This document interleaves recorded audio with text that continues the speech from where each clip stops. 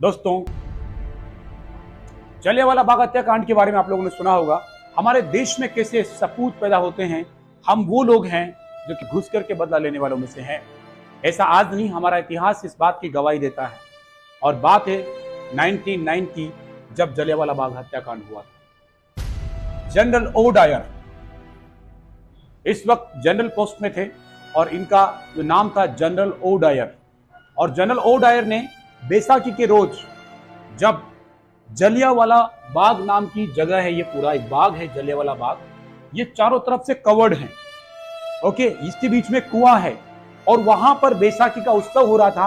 और ये लोग नहीं चाहते थे कि इनकी यूनिटी, इनमें एकता हो, ये लोग एक साथ मिले।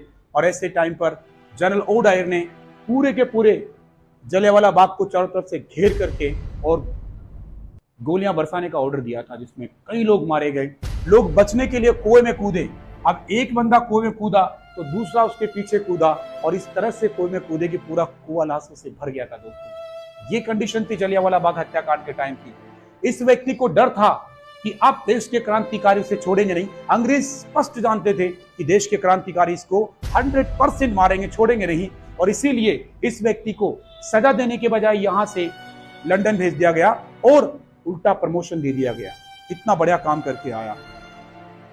लेकिन वही लंदन में भारत का एक सपूत वीर जवान अध्ययन कर रहा था, जिसका नाम था, उसका नाम सुनते ही रोंगटे खड़े होते हैं, Udham Singh.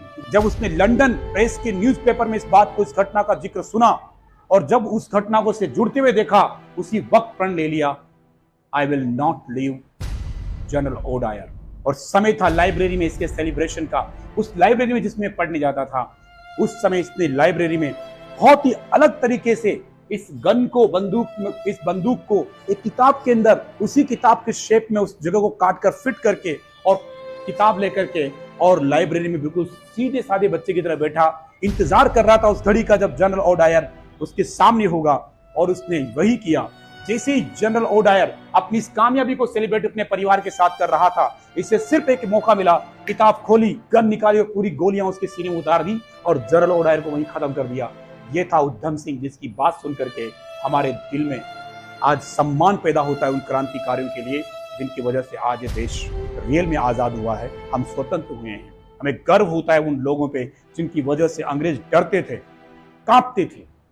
General O Dyer की हत्या सामान्य हत्या नहीं थी। ये किसी के देश में घुस करके किसी हिंदुस्तानी के द्वारा किया गया शायद पहला मर्डर था। और ये हमें प्राउड करता है। रोंगटे खड़े हो जाते हैं हम लोगों के जब उधम सिंह का नाम सुनते हैं।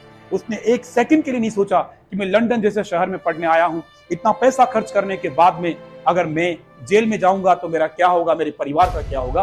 उसके लिए देश सर्वोपरि था, उसके लिए न्याय सर्वोपरि था। उसने सर्वप्रथम देश के लिए न्याय किया और आज पूरा देश सम्मान करता है उधम सिंह पर। फिर कैसे भूल सकते हैं हम लोग उन क्रांतिकारियों को जिनकी वजह से अंग्रेज डरा करते थे। अंग्रेजों में डर नहीं होता तो क्या आज हम लोग स्वतंत्र हो पाते? ये सिर्फ सपना होता, आज भी हम गुलाम होते। इसीलिए कहता हूं, we must respect all the revolutionaries of this country. चाहे वो उधम सिंह हो, चाहे भगत सिंह हो, चाहे चंद्रशेखर या सुभाष चंद्र बोस, हमें उन्हें नहीं भूलना चाहिए। हर युवाओं की धड़कन में ये नाम जरूर होने चाहिए। Thank you.